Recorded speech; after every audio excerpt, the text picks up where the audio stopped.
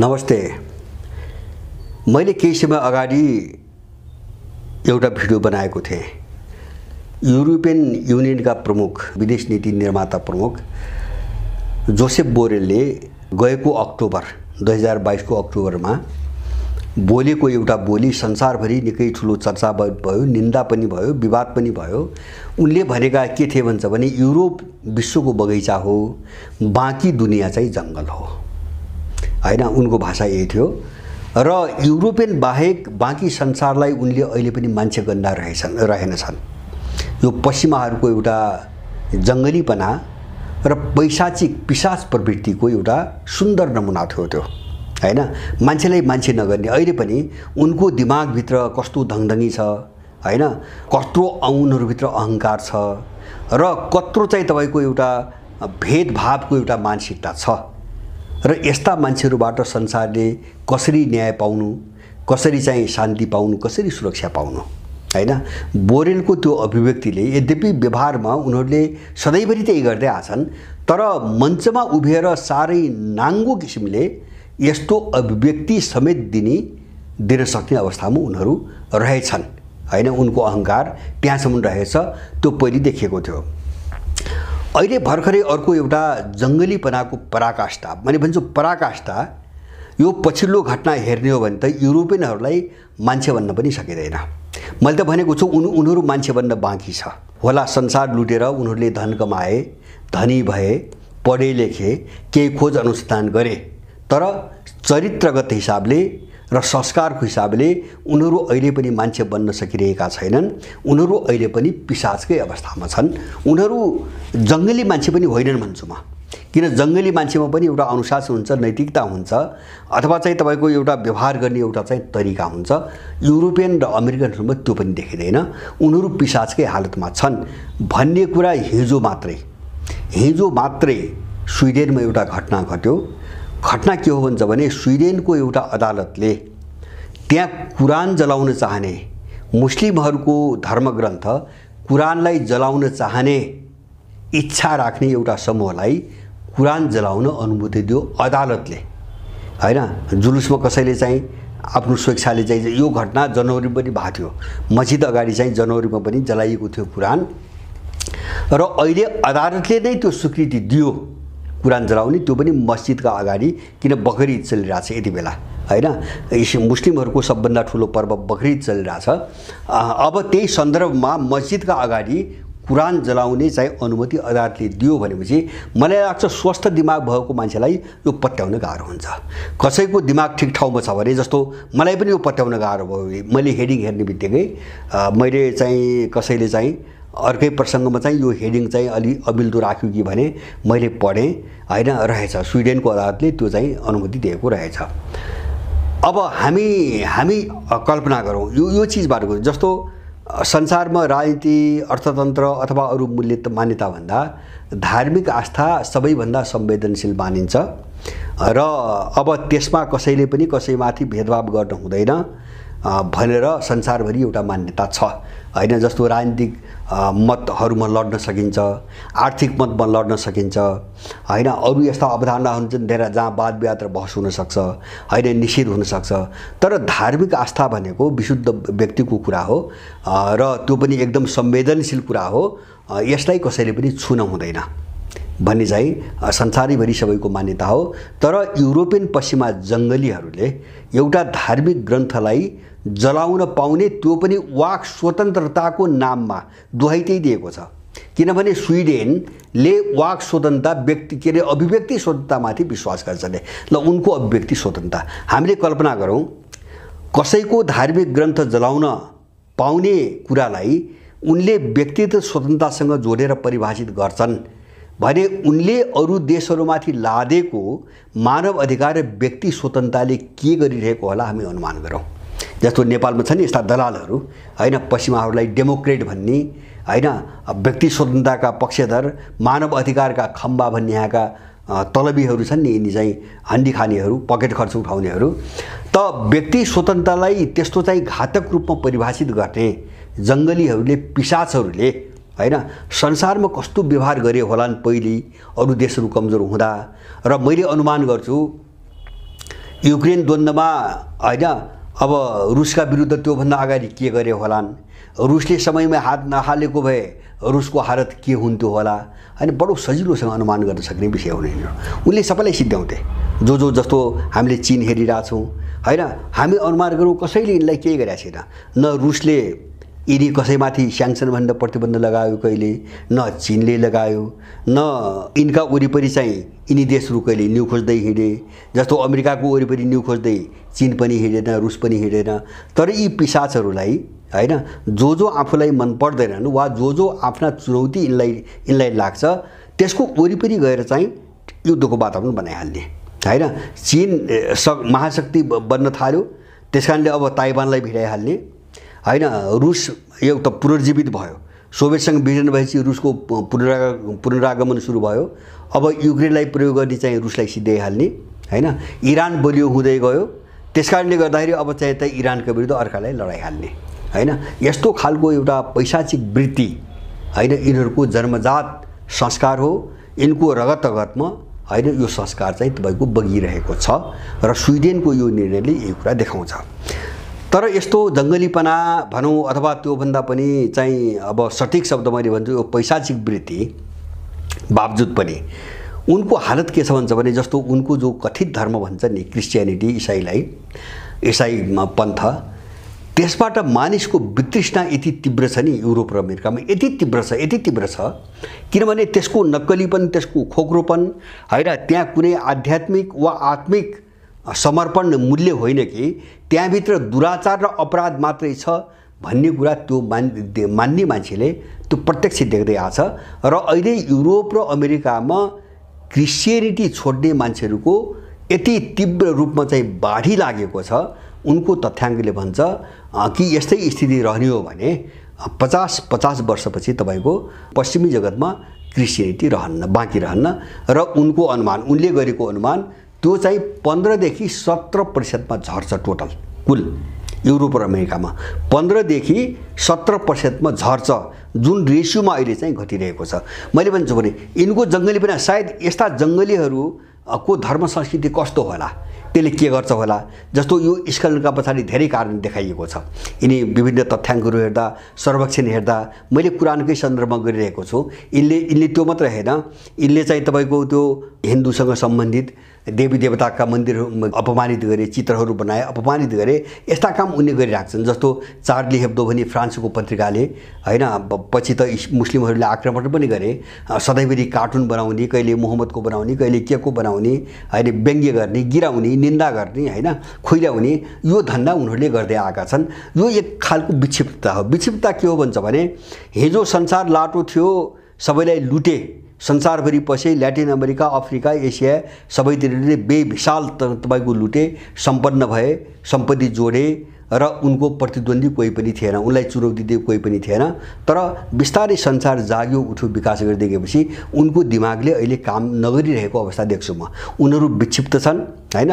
उनको जो अहङ्कार हो नि, भित्रको अहङ्कार, त्यो अहङ्कार र बाहिरको परिवेशको बिचमा एउटा ठुलो टक्राउ भइरहेको छ, टक्राउ आइरहेको छ। त्यो टक्राउले उनीहरू डिप्रेसनमा गइरहेका छन् अहिले। जस्ट कुरान जलाउने आदेश, न्यायालयको आदेश त्यसैको नतिजा हो।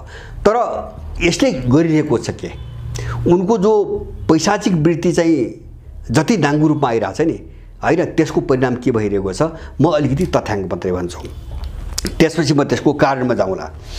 जस्तो अहिले चाहिँ तपाईको अस्ट्रेलियामा केही नमुना देशहरूले क्रिस्चियनिटी कसरी समाप्त हुँदैछ हैन पश्चिमी जगतमा, म केही 4-5 वटा के नमुना हैन स्याम्पल ग्रुपमा नमुना मात्रै उदाहरण दिन्छु।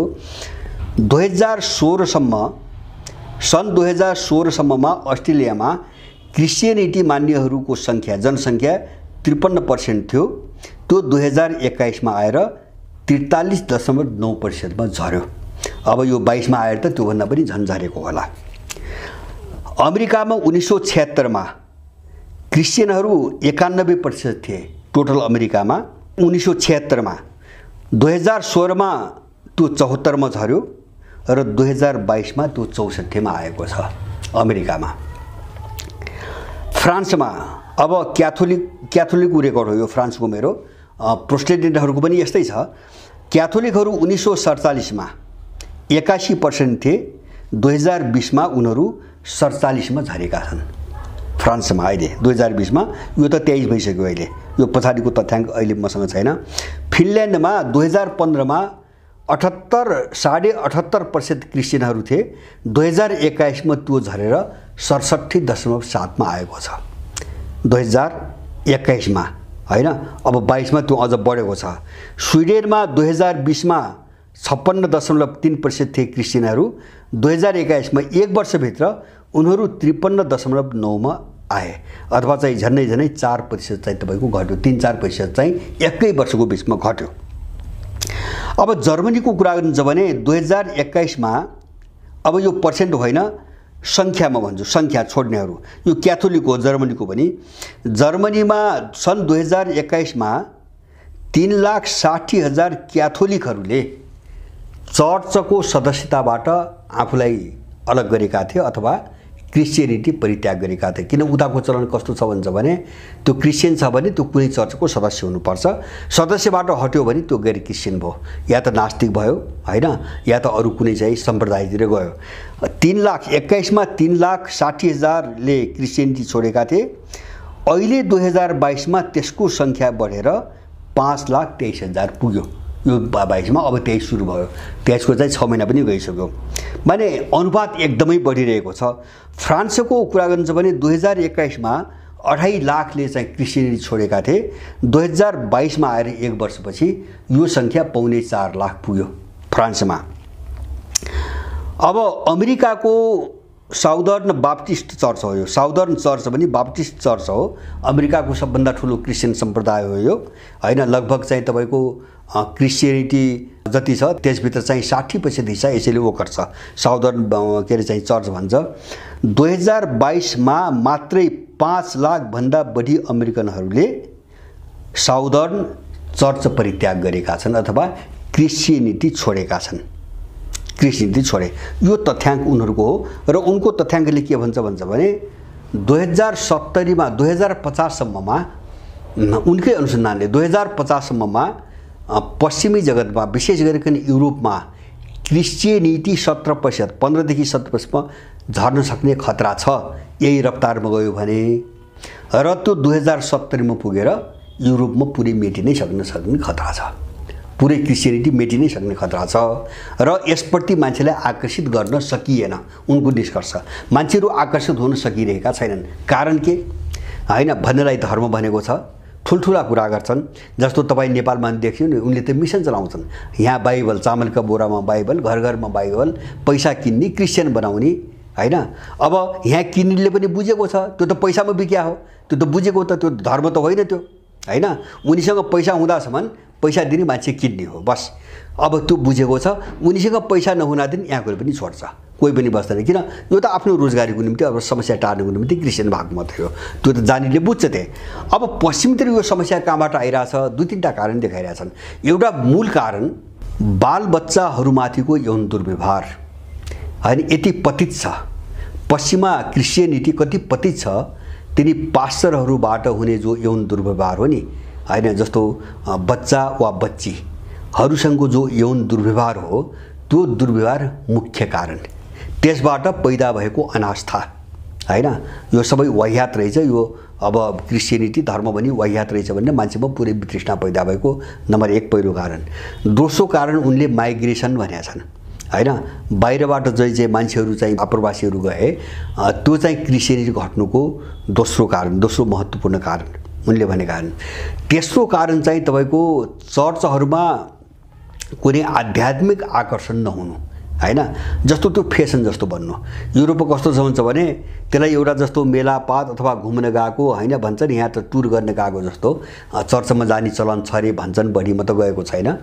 जस्तो बिहावारी हुने, यताउति हुने, भोजसोज हुने, यस्तो जमघटको बेला जाने, अघि पछि चाहिँ जस्तो नियमित रूपमा हुन्छ नि, एउटा आध्यात्मिक क्षेत्र हुन्छ नि त, हैन, पूजा पाठ प्रार्थना अथवा दैनिक कर्म हुन्छन्, त्यससँग जोडिएका दैनिक कर्म हुन्छन्, हैन। चर्च भन्ने कुरा, मस्जिद भन्ने कुरा, मन्दिर भन्ने कुरा त त्यो त आध्यात्मिक चाहिँ तपाईको उसको निम्ति चाहिँ बनाइएका चिजहरू हुन्। अब त्यहाँ त कुनै उत्सवमा मात्रै जाने, मेला पर्वमा जाने अथवा चाहिँ चाडबाडमा मात्रै जाने भन्ने कुरा त हुँदैन, त्यो त दैनिक कर्म हो, साँझदेखि बिहानसम्म मान्छेको कर्म हो, त्यो कुनै पनि बाटो त्यहाँ छैन, हैन, अथवा चाहिँ हामी कहाँ जो प्रचलनमा थिए जो आज धेरै कमजोर भए खस्के होइन, उनको प्रभावले सबै मासिँदै पनि गए। जस्तो बिहान चाहिँ आँखा खुलेदेखि साँझ सुत्दासम्म पनि जति पनि आध्यात्मिक कर्महरू गरिन्थ्यो, जस्तो पूजापाठ भजन चिन्तन मननदेखि लिएर धेरै चिजहरू जोडेका थिए, त्यो पाटोको नितान्त अभावले के भयो भन्छ भने वितृष्णा पैदा भयो। यो सबै ढोङ हो होइन, यो सबै पाखण्ड हो, यो देखाउटीपन मात्रै हो, भित्र केही पनि छैन। यो सबै कारणले एउटा कारणले र चौथो चाहिँ उनले त्यो रिपोर्टमा नभने पनि हामीले मैले देखेको चौथो के भन्छ भने अरूपतिको जो असहिष्णुता होइन, अरू जो धार्मिक सम्प्रदायहरू छन्, धार्मिक जो पन्थहरू छन्, तिनीहरूप्रतिको असहिष्णुता अथवा तिनलाई जसै पनि मास्नुपर्छ भन्ने एउटा पैशाचिक वृत्ति र त्यसका निम्ति उनले गर्ने लगानी होइन, यो बुझ्ने मान्छेहरूलाई यसले नराम्रोसँग भट्काइरहेको छ होइन।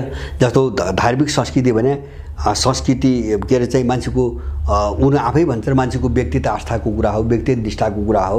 यसमा करकाप गर्नु हुँदैन, कसैलाई चाहिँ बलचप्ती गर्नु हुँदैन भन्ने उनी आफै भन्ने।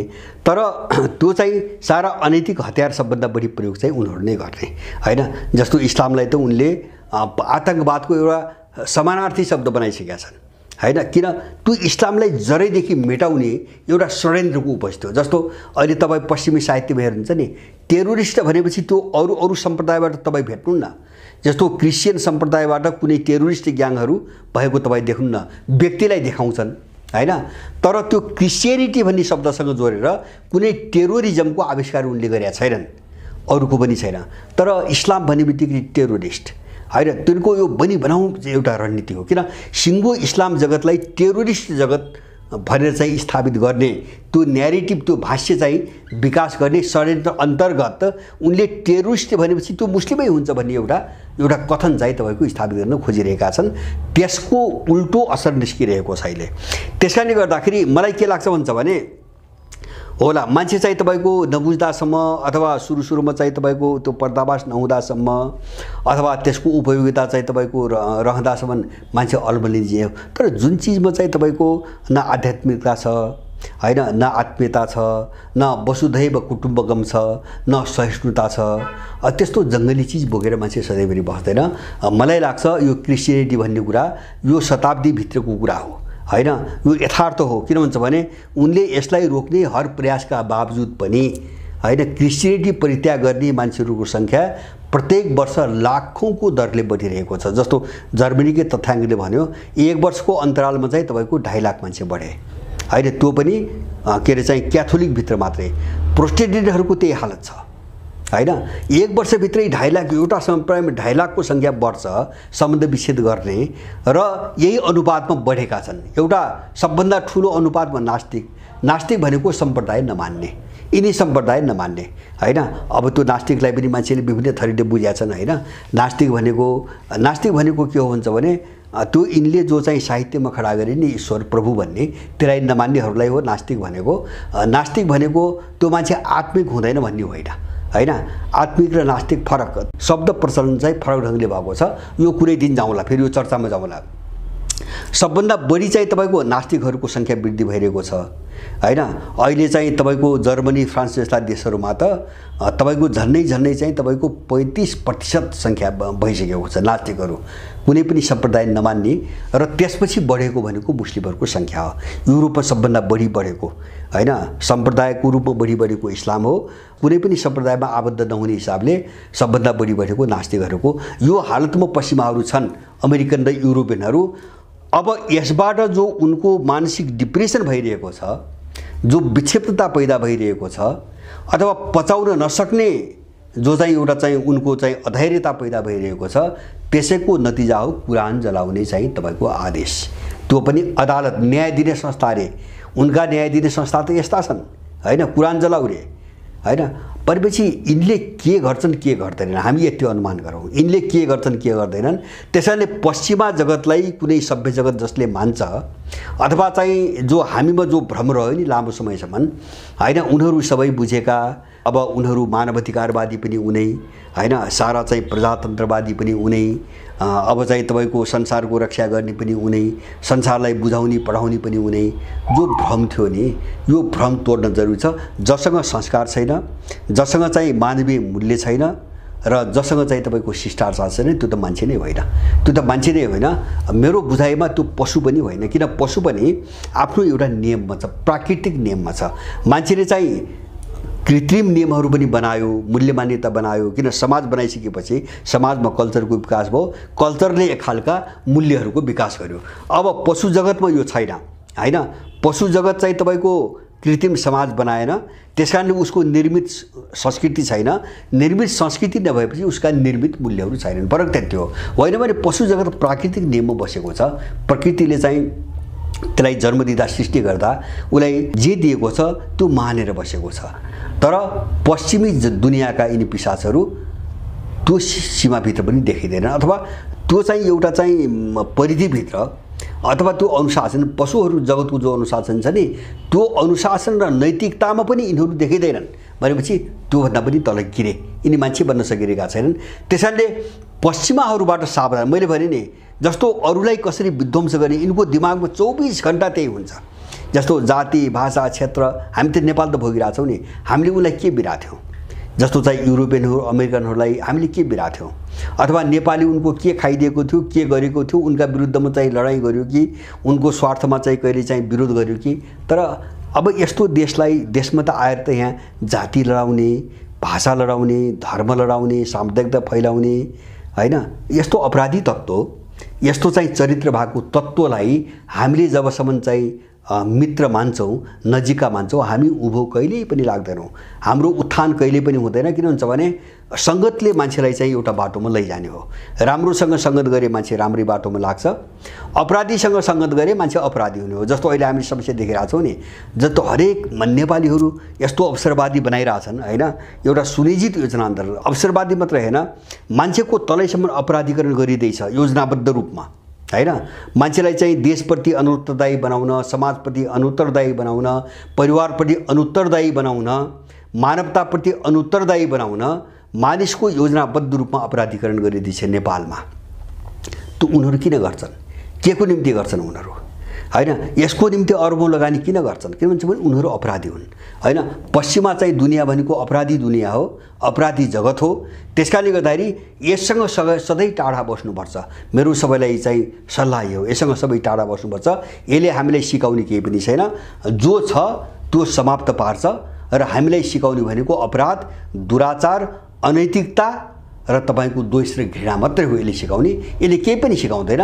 जो नेपाल देखिरहेका छौँ हैन, यिनकै मिसनमा जो भाडाका चाहिँ सिपाही बोकेर ल्याए नि ६३ पछि हैन, उनले देश कहाँ पुर्याए? ६३ मा त हैन, 2047 सालदेखि नै भनौँ, उनले देश कहाँ पुर्याए? हिजोको त्यो मान्छे हैन, हिजोको त्यो मान्छे आज कहाँ आइपुग्यो हैन? जस्तो तपाईँ हाम्रै जिन्दगीमा हामीले चाहिँ तपाईको राति बाटोघाटो हिँड्ने कुनै बटुवा हिँड्यो भने, हामी अँध्यारामा हिँड्न थालेको देख्यौँ भने हामी जान्थ्यौँ, आवाज सुनेपछि जान्थ्यौँ राति नजाऊ, रात बिरातमा किन जाने, बस यहीँ बस, भोलि बिहान जाउला भन्थ्यौँ। आज चाहिँ तपाईको मान्छे आउँछ कि भनेर चाहिँ घरमा चाहिँ 10वटा चुकुल ठोकेर चाहिँ घरभित्र सुत्नुपर्ने, त्यो पनि निद्रा नलाग्ने अवस्थामा देश पुर्याए। मान्छे यस्तो बनाइदिए। हिजोको त्यस्तो मान्छे आज यस्तो मान्छे बनाइदिए। कसको सङ्गतले? पश्चिमासँग सङ्गतले। त्यसकारणले पश्चिमाहरूसँग होसियार हौँ। मैले बारम्बार भनेको कुनै देशको विरोध होइन। अब हाम्रो के लिनु छ? अब त न मेरो उनले खाछन्, न चाहिँ तपाईको उनको मैले खाछु। तर उनले जो विध्वंसकारी गतिविधि गर्छन् संसारमा गएर, कुनै पनि ठाउँमा गएर एउटा आपराधिक क्रियाकलापहरू जो गर्छन्, अब यो अत्यन्तै निन्दनीय छ। र स्विडेनको घटना अभूतपूर्व घटना हो। मैले भन्छु अभूतपूर्व। राज्यको एउटा निकाय, त्यो पनि न्यायिक निकायले कुनै एउटा धार्मिक समूहको हैन धार्मिक ग्रन्थलाई जलाऊ भनेर चाहिँ निर्णय दिन्छ हैन, आदेश दिन्छ भने यो भन्दा घटिया, यो भन्दा निन्दनीय र यी भन्दा नीच अर्को प्राणी हुँदैन। यस्ता अपराधीहरूबाट एकदमै टाढा बस्नुपर्छ भन्ने चाहिँ मलाई लाग्छ। हस्।